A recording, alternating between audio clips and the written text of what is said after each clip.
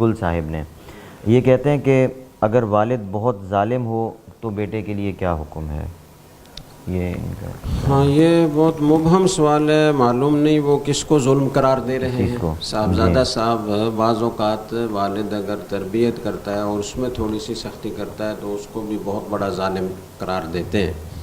تو ایسی صورت ہو تو ظاہر ہے کہ والد صاحب ظالم نہیں ہیں، البتہ یہ ہے کہ تربیت میں ان کو حکمت و دانش سے کام لینا چاہیے، اور سختی سے زیادہ نرمی مفید ہوتی ہے، اور سختی انتہائی ناگزیر حالات میں کرنے کی اجازت دی گئی ہے، اور بہرحال اس کی بھی اپنی جگہ اہمیت ہے۔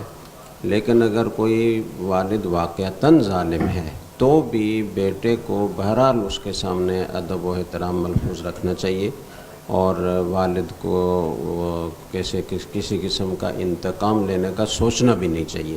صبر کرے، اس صبر پر اسے اللہ تعالیٰ کی طرف سے اجر عظیم ملے گا۔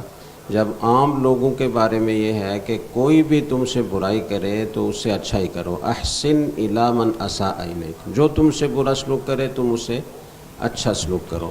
تو جب والد اگر واقعتاً ظالم ہو اور برا سلوک کر رہا ہو تو یہ حکم بطریق اولیٰ وہاں بھی ہوگا۔